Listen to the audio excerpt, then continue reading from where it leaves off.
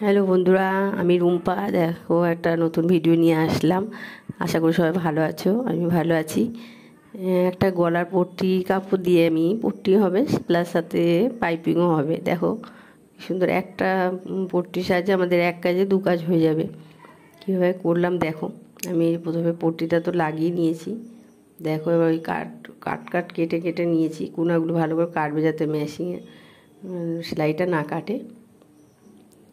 এবার দেখো আমি উল্টে নিয়েছি, আর চারিপাশটা ঢুকিয়ে কাট দিয়ে দিতে পারো।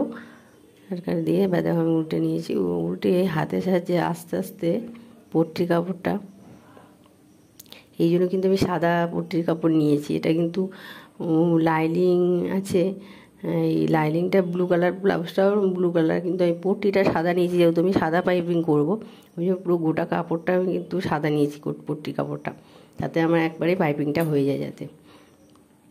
দেখো আস্তে আস্তে হাতের সাহায্যে পট্টি কাপড়টা আস্তে আস্তে টেনে টেনে এটা একটু আস্তে আস্তে হাত দিয়ে আস্তে আস্তে ধরে ধরে করতে হবে। খুব তাড়াহুড়ো করলে কিন্তু হবে না। হ্যাঁ, কোনাগুলোতেও অসুবিধা হবে, একটু আস্তে আস্তে এগুলোকে। এটা গোল গলা হলে খুবই ইজি হতো, কিন্তু এটা গোল গলা যেহেতু না, এটা এই সুইটের গলাটা যেহেতু একটু সময় লাগবে, তো ধরে ধরে করলে ফিনিশিংটা খুব সুন্দর আসবে। দেখো তোমরা ওইভাবে করে নিতে পারো, এক কাজে দু কাজ হয়ে যাবে। একটা কাজ তাড়াতাড়ি হলে তো আমাদেরও কাজটা করতে খুব তাড়াতাড়ি হবে বা খুব সুবিধাই হয়। ভালো লাগলে ভিডিওটা ভালো লাগলে লাইক কমেন্ট শেয়ার করে দিও, আর ফলো দিয়ে আমার পাশে থেকো।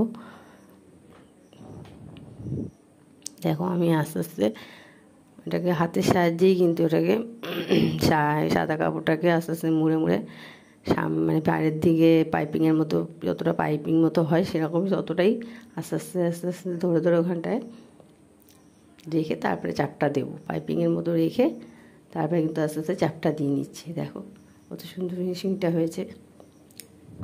Thank you.